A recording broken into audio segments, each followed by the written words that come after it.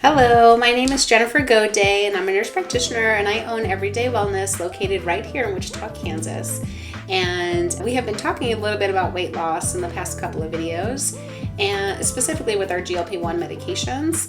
And so just a quick little overview of how they work, why they work, and then really the point of this video is going to be how to avoid some of the common side effects of these drugs.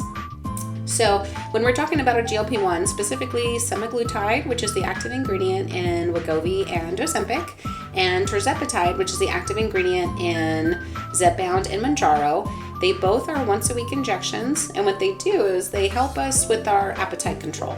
So they send a small little signal to our brain and kind of turn off that food noise, so we're not just grabbing for food all the time. We can make much better decisions of our nutrition choices that we're going to make.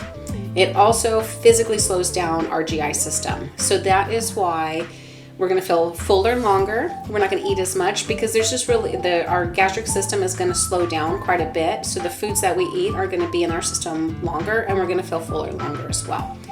Because we are slowing down our GI system, the very common side effects of these drugs are going to be GI related. So nausea, vomiting, diarrhea, constipation. So what I do here in my clinic is I give everybody 3 goals. They're going to be protein goals, water goals, and exercise goals. And there's multiple reasons why we do it this way. First is we have to make sure you eat enough, because if you just take this shot, the same happened to me. When I first took my dose of semaglutide several years ago, I had a handful of Dorito chips. I was full all day long and I loved it because I thought, oh, finally, supermodel diet. This is what I've been looking for my whole life. But that was completely wrong because we have been taught for so long that our bodies need to be in a deficit to lose weight. I think now in today's society, we know much better than that. It's not simply calories in versus calories out.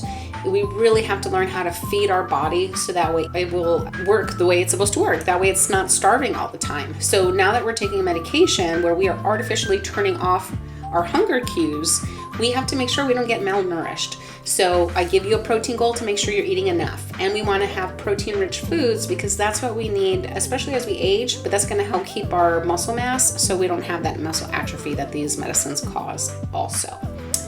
And then we have the water goal to make sure that you're not dehydrated. That will cause a lot of nausea as well, right? So if we're hungry and we're not eating, we feel nauseous, we get a headache. These medicines do not cause headaches. So I tell everybody, if you have a headache, if you're nauseous, you just don't feel good, you need to drink a little bit of water and have a small snack. And oftentimes that will resolve those issues.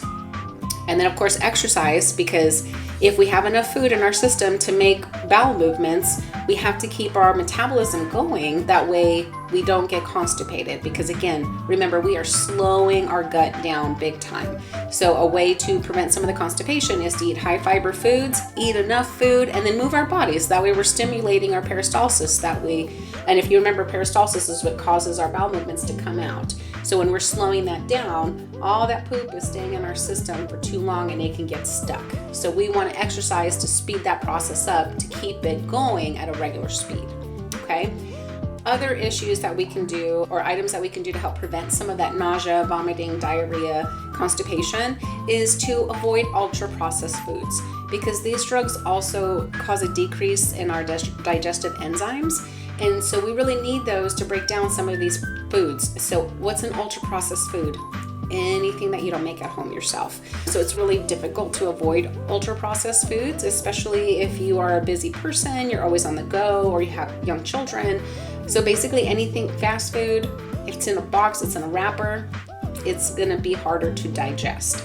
So I tell everybody, if you have something and you start having those symptoms, keep a food log and say, okay, hey, I got really nauseous after I ate this, or hey, I had a lot of diarrhea after I ate this. You are going to be able to name your triggers. That way you know what to avoid. And you're going to unfortunately just have to avoid some of those foods. Luckily, if you are aiming for a protein-rich diet and making protein the goal to hit instead of just keeping a level of calories capped, then you should be feeling much fuller on protein and good, healthy foods and not need so many ultra-processed foods anyway. So you won't find that you'll be reaching for those foods in general. So again, high protein diet, water, exercise, hopefully that will help prevent some of those gastric side effects that none of us want to experience. Now, will it make it go away altogether? Not necessarily, but it should make it quite less. So if you're taking this medicine and you're having some of those common side effects, the sulfur burps are very common too. I find those are really related to high fat foods, and those are usually going to be ultra processed also. Ultra processed foods are notorious for being high in carb and high in fat. So if we can start avoiding those foods, eliminating them altogether would be even better. But just do your best and see what works best for you.